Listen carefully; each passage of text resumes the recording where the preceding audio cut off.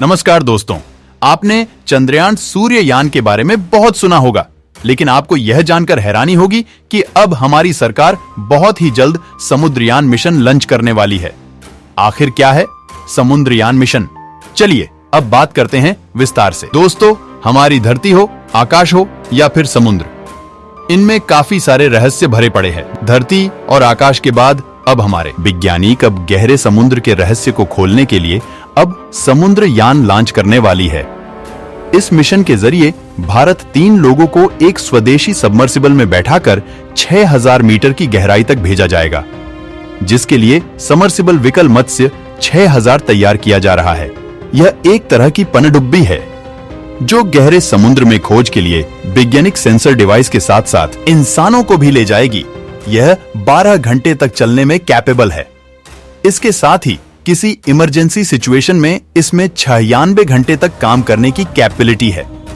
आपको बता दें कि चेन्नई के national institute of ocean technology यानी NIOT ने इसको तैयार किया है। अब इसे और भी अपडेट किया जा रहा है। जी हाँ दोस्तों, इसे स्टेज वाइज तैयार किया जा रहा है। सबसे पहले 500 मीटर गहराई तक इंसानों को ले जाने वाली पनडुब्बी बनाई गई।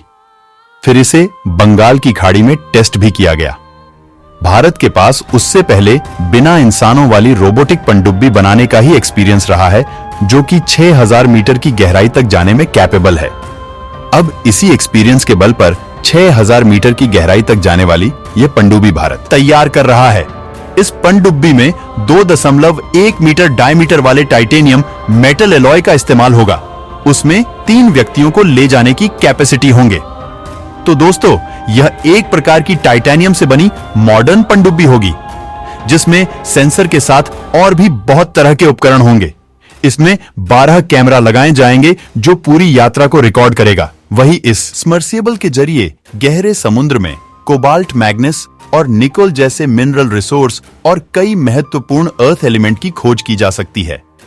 इस पनडुब्बी से गहराई में डूबे इन मिनरल्स को इंसान अपनी आंखों से देख सकेंगे। समुद्र में 1000 से 5500 मीटर की गहराई में पाए जाने वाले polymetallic manganese nodules, gas hydrates, hydrothermal, sulphide और cobalt crystal non living resources के लिए खोज की जा सकेगी।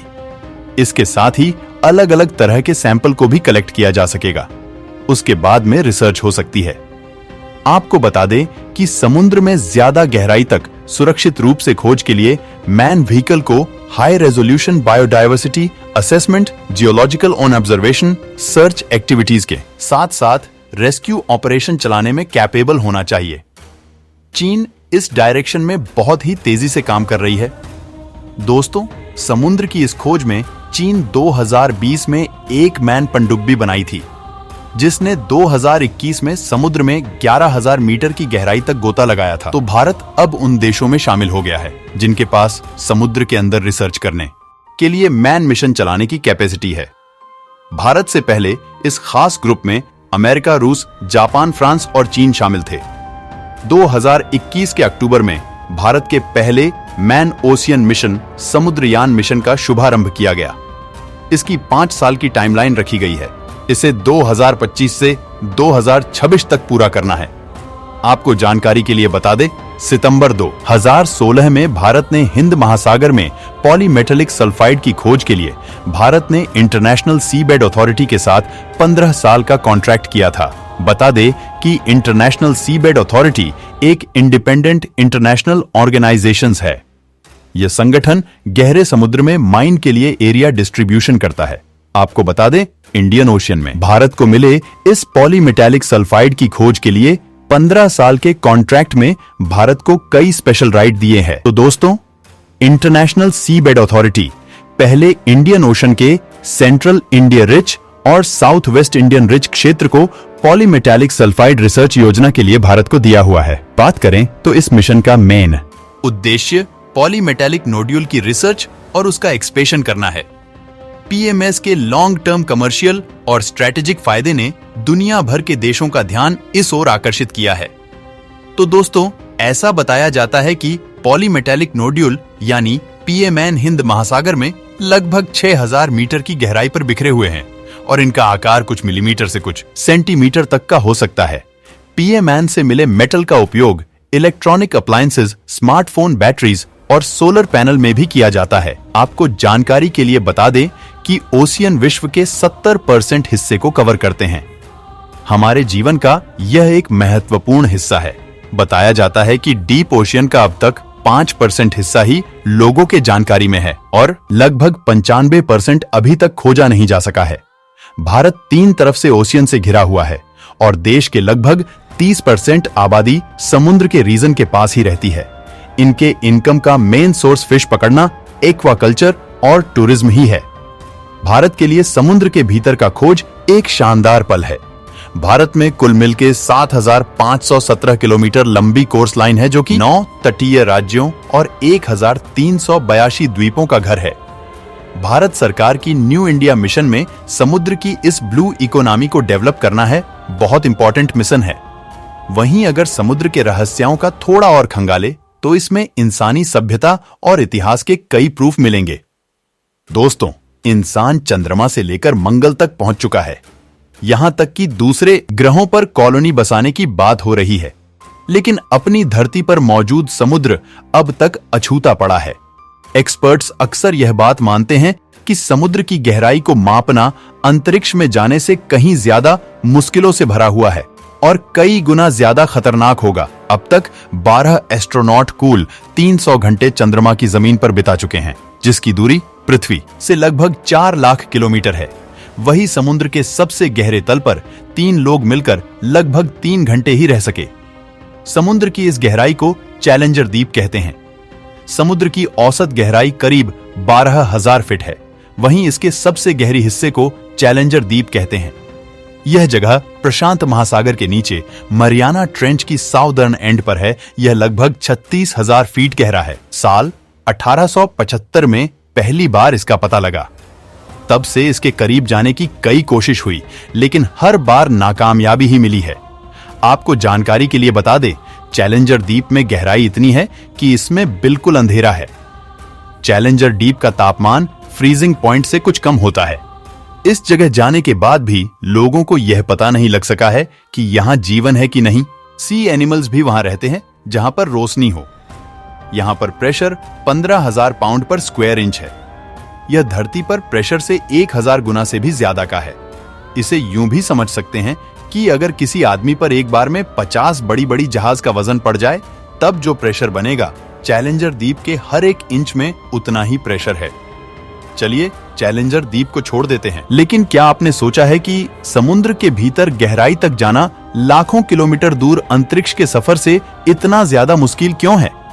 इसकी एक नहीं बल्कि कई वजह है। सबसे पहला कारण है समुद्र के भीतर का प्रेशर। केवल समुद्र के भीतर जाने भर से हम पर 15 पाउंड पर स्क्वायर इंच का दबाव पड़ता है। यह गहराई के साथ बढ़ता ही चला जाता है। वही स्पेस में यह दबाव 0 पड़ता है। दोस्तों, समुद्र अभी भी इंसानों के कई रहस्य से भरा पड़ा है। पानी के ऊपर से गुजरते हुए कई हवाई जहाज अब तक गायब हो गए हैं और पानी के जहाज भी एकदम से कहीं लापता हो गए। फिर इनका कुछ पता नहीं लगा। यह बरमूडा ट्रायंगल है जो अपने दायरे में आई हर चीज को निगल जाता है। इसे धरती का ब्लैक होल भी मान सकते हैं। नॉर्थ अटलांटिक महासागर का यह ट्रायंगुलर हिस्सा अब तक पूरी तरह से समझा नहीं जा सका है। स्पेस के बारे में जानकारी रखने वाले भी इसे पैरानॉर्मल थियरीज या फिर एलियन से जोड़ते हैं। यहां तक इस जगह जाकर एक अमेरिकी विमान भी रहस्यमयी तरीके से गायब हो गया था। इसके बाद इस जगह को डेविल्स ट्रायंगल नाम दिया गया। अब समुद्र की खोज में लगे लोगों को यह डर भी है कि ऐसी जगह गहराई में कहीं और भी तो नहीं है। दोस्तों, बताया यह भी जाता है कि समुद्र की तल पर 3 मिलियन टन से भी ज्यादा जहाजों का मलबा जमा होगा। यह अपने आप में बहुत ज्यादा खतरनाक है। इसमें फंसकर तकनीकी रूप से अच्छे जहाजों को मुश्किल हो सकती है। समुद्र के भीतर तरह तरह के जानवर भी है जिसका डर स्पेस में नहीं है। बेहद खूबसूरत दिखने वाली जेलीफिश की कई किस्में भी इसमें घातक साबित हो सकती हैं। इतनी घातक होती है कि उनके मात्र छूने से सीधे नर्वस सिस्टम काम करना बंद कर देता है। नेशनल ओशन सर्विस के अनुसार ऑस्ट्रेलियन बॉक्स जेलफिश समुद्र में अब तक खोजा जाने वाला सबसे खतरनाक जानवर है। इसके अलावा पफरफिश भी है जो लगभग 30 इंसानों को मिनटों में मार सकती है। इनके जहर की अब तक कोई काट नहीं मिल सकी है। इसके साथ ही समुद्र के पानी में कई तरह के बैक्टीरिया भी होते हैं। इनमें से कुछ ऐसे भी होते हैं जो मांस को खा जाते हैं। ऐसे कई मामले आते हैं जब समुद्र के पानी में एक्सपोज होने के बाद लोग इस बैक्टीरिया का शिकार हो गए। शार्क और व्हेल जैसी मछलियां लगभग 90% मामलों में बिना गुस्साए ही हमला कर देती हैं। हालांकि असल खतरा सी एनिमल ही है, जिनका आमना सामना अभी तक हम लोग से नहीं हो पाया है। समुद्र के भीतर अक्सर तूफान आते रहते हैं, जिसका कुछ हिस्सा ही धरती पर दिखता है और उतना ही पूरी तरह से तबाही मचा देता है। ऐसे में अंदाजा भी नहीं लगाया जा सकता है कि गहरे समुद्र के अंदर कैसी हलचल मची है। तो कैसे लगी आज की जानकारी? अपनी राय कमेंट बॉक्स में जरूर रखिएगा। अगर आपको जानकारी अच्छी लगी हो तो लाइक जरूर कीजिएगा और हमारे चैनल जीके अड्डा 24 को सब्सक्राइब जरूर कीजिएगा। वीडियो को अंत तक देखने के लिए आपका बहुत बहुत धन्यवाद।